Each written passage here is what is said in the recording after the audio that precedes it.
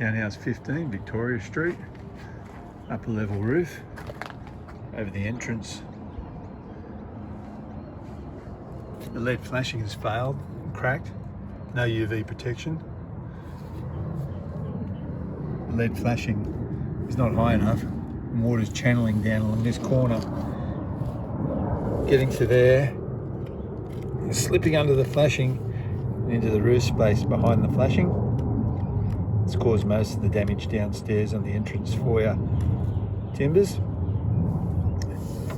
This cavity flashing here is defective, and the weep holes have debris to the cavity, so we really need to take out a brick here and check the quality of the cavity flashing. Best way to access the cavity flashing is by removal of these tiles and access from below. The balustrade walls are uncapped and there's cracks to the top of the balustrade walls, allowing water into the extruded bricks and get downstairs. There's no waterproofing membrane to the balcony tiles, which have been completed approximately 2 years ago. There's no waterproofing turn-up. There's no cavity flashing or weep holes exposed. There's evidence of a weep hole in that corner. The weep hole should be exposed every 1200 mils, and there should be a waterproofing turn-up. There's cracks to the privacy wall, allowing water into the wall and bypass the waterproofing membrane. There's step cracking to the wall. There's drummy rendered to the facade above the doorway. There's also defective cavity flashings above the doorway. There is a balcony step down of about 30 to 40 mils, which is helping the waterproofing. It's my understanding the water's not getting under the door at this stage. It's mainly due to good design in the step down. There's no waterproofing turn up or cavity flashing exposed to the left hand side of the door. The privacy wall between unit 14 and 15, townhouse 14 and 15, is saturated. Water is penetrating the extruded bricks, bypassing the waterproof membrane and getting downstairs. There's no adequate waterproofing turn-up, although we don't know if the actual membrane itself has failed, but it looks at the wall floor junction that there's no waterproofing turn-up. The neighbouring balcony is lower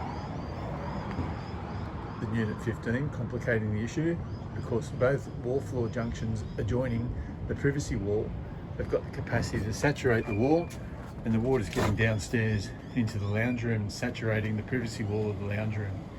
There's water damage there at the moment, and the moisture meter readings are elevated. So it's a complicated little job. The flashing here can definitely be repaired by removing the tiles, accessing the cavity flashing, inspecting the cavity, replacing the LED flashing, and replacing the water damaged or reinforcing the water damaged timbers to the roof frame. That's no problem. The balcony, we really have to justify or prove that's leaking to justify the waterproofing membrane replacement. It's only been done 2 years ago, but it's definitely defective. This privacy wall would benefit from metal capping, but it might look out of place in the complex, so we'd advocate that it gets an epoxy primer and a fabric reinforced membrane to the top of the wall, and then the walls get recoated in a waterproof membrane. We'd have to do some flood testing and moisture meter readings to the privacy wall and lounge room wall downstairs to prove that the balcony is actually leaking at the wall floor junction before justifying replacement. Because it's